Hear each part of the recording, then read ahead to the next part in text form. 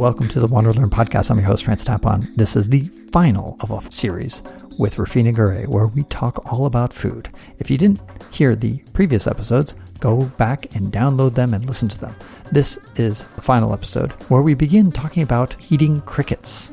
I wish we had delved a little bit more into eating crickets because I do think that crickets and other insects could really transform our eating habits, and I think it would lead to a more sustainable way of life if people were more interested in eating insects instead of eating meat. The second thing we touch on is being attached and how one can live a life where we are attached to fewer things. This is a relatively short episode compared to the previous ones, and I hope you enjoy it because it is a profound one. Don't forget to share this podcast with a lot of people. I would love to get more subscribers, and also to become a patron at patreon.com/ftapon because you're going to get some awesome rewards. And finally, don't forget to sign up for my newsletter at WanderLearn.com. And now for our final episode with Rufina Garay about food. And one more thing that the Africans taught me is to love to eat crickets. Oh, it's yeah. so I wanted delicious. to talk about that with you. Yeah, it's so delicious. The way they, in Niger, which is just above Nigeria, it's they spiced it up and they fry them up in a certain way, and they're crunchy like eating potato chips, and they've got this perfectly spiced with salt and all sorts of other spices to add this flavor. And you're eating the exoskeleton of the cricket, and you, in some ways, you would think it's gross, but it's not gross at all. At least to me. I mean, you put, so I think too many people think about what they're actually eating as far as, but if you just focus on the taste, you close your eyes and you're just crunching, and it's really tasty, and it's packed with protein, much more easily sustainable protein than a cow. So, I mean, you can have a trillion crickets for probably the same amount of resources that 1,000 cows take. So, I don't know the numbers, but I do know that insect protein is a lot less costly on the environment than animal, what's called cow protein. Now, like as a person looking into the future, I would much rather see that take off than the lab grown meat. And I've been listening to somebody who speaks on Clubhouse who very much is an advocate for promoting like the commercialization of crickets and insects as an alternative source of protein. And I think there's going to be a lot of merit to that. And as somebody from, this culinary background, I would be open to learning that. Like I remember when I was teaching, I had a student who was of Thai descent, and he brought in a package of some form of bugs sold in the grocery store that his mom shopped at. And I said, do you know how to cook it? Because I kind of wanted to try it. Like he brought it in more for show and tell. I don't know that he knew how to cook it. And he wasn't ready to cook it so that we could try it. And I thought, well, maybe I'm not ready yet to eat that. But I think now, where I've evolved to, I would be ready to try that, because I do think there's certain things about sustainability where we have to have more openness to trying these things that have been part of cultures in other countries, and that it's hubris that prevents us from thinking that another culture's food could become a staple in our culture.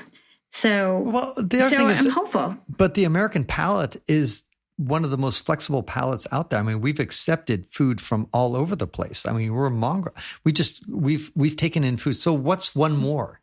In other words, we've accepted Asian cuisine, European cuisine. It's African cuisine, not so much, a little bit Ethiopian, as we talked about. But I mean, so I think it's totally within the possibility for us to take in insect meat. We have the attitude versus, let's say, Italy, where you walk around Italy, it's hard to find a restaurant that's not Italian. It's all Italian food everywhere in Italy. So I think they're going to be one of the last to adopt insects on their plate. That's possible. But I think the United States... they're a more open society, culinarily speaking, than others. Yeah, I think we've got a chance to do it, but we just need some evangelists to do it. And so I'm going to start looking for some. Okay, let me know what you find and what you like and where you got it, because I'm open. I'm definitely open on that. Cool. Yeah. So, one of the things I wanted to ask before we kind of close up is, one of the things I heard in the podcast from you, and knowing that you're, studying Buddhism, The aspect of travel that comes out, that surprised me was this non-attachment piece, right? Like you talked about being 48 before you had your own bed and not being attached to the things. And I think, the experience of hiking for me, which I imagine might be true for you, and tell me if I'm wrong, is that you're really present in that moment of hiking. And so talk to me a little bit about how that fits in, because, I think in the way that I'm approaching food, Taoism also has a similar non-attachment. Life is meant to be about joy. So there's like one distinction, like the suffering aspect of things, the recognition of suffering is different in Taoism. But tell me, like, what does that mean for you? Like the non-attachment, how is it central to what you're really exploring in this university of traveling? Good question. Yeah, I definitely am not attached to almost anything. And I've been criticized for that sometimes, for not caring too much about pretty much anything. I'm not, it is very Taoist for sure. Mm-hmm. And I suppose it's a blessing and a curse. Sometimes if you're like, hey, where do you want to eat? I don't care. I'm happy with anything. You're like, why can't you ever feel something about something? Why can't you ever have a preference? I'm like, well, I'm just, and like, if something burns down, it's like, okay, it's only money. I don't get attached to many things. And I don't know. One thing is for sure, that people ought to occasionally conduct an experiment to deprive themselves of something they think of as essential. Give you an example. Here in Texas that I'm currently at, there's a friend of mine who ran out of air conditioning. Like their air conditioner broke. And all of a sudden it was the biggest crisis on the planet Earth. And I was like, you know what? That's the everyday existence of Africans. Like not only that, but when I was in Africa, sometimes there was half the time I would get a power cut. And so I didn't even have a fan. She had a fan, this lady. So she had a big fan. And I was like, you're doing great. I mean, that's like a dream for many Africans to have a fan. I love backpacking is because you deprive yourself of all sorts of things. You deprive yourself of a proper bed, of a shower, of, the food that you might want to cook, internet and television and lights, electricity. I mean, on and on. It's just so much stuff that you're taking away from yourself. But that allows you to then no longer be attached to all those things so tightly. So that when you return to society, number one, gratitude takes over your life. And you all of a sudden feel grateful for all those little things that, wow, I've got all these things that are working. I turn on the faucet and hot water comes out. What a miracle. And I marvel at such the simplest things in life. Everybody has their limits. Even I do. As austere as I can sometimes be, even I have my limits of what I'm like, okay, that's enough for me. I need a little bit more creature comforts. But whatever your personal limit is, I just encourage you to push as far as you can beyond the limits, to learn to survive for a week or 2 or 3 or whatever, certain amount of time without something. And then that way you won't be so attached to it, because if you ever lose it again in the future, you're like, okay, I've learned to live without it. And so I think it's a skill that helps you survive. And I'll end by quoting Confucius, who said, "He who's attached to things will suffer much." Yeah, I think that makes sense. I'd like to take a minute to tell you about another podcast I think you'll enjoy. If I've learned anything about you, it's that you want real talk about the world around you. That's why I think you'll like the podcast Out Travel the System, brought to you by Expedia.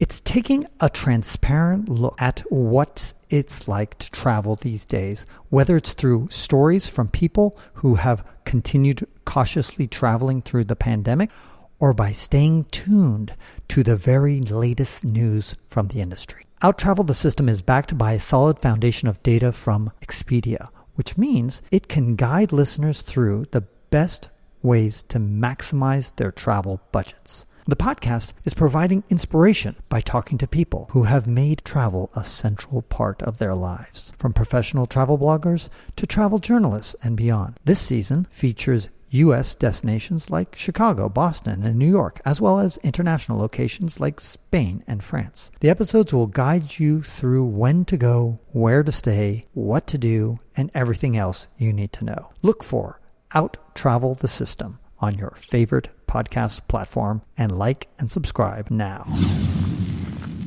It's so wonderful to hear about that sort of nexus of connection in the way that we have traveled such different journeys in life, and yet we still kind of are meeting at the same crossroads of experience. And, you know, I would say that in general, I don't know if there's anything else you want to share with listeners, but I don't want to cut you off from doing that. But I would say when it comes to the experience of food and travel and our connection to other people in that and understanding of culture, that this ability to detach even from expectations, right? Expectations of travel, expectations of food, expectations of experience even, right? That lead us to kind of be more present to the journey and exploration of it all.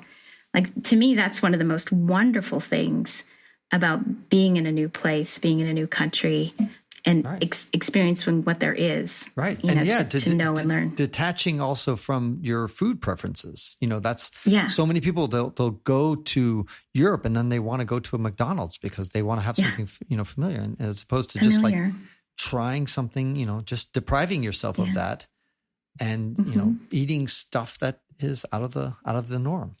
Yeah. Yeah. For sure.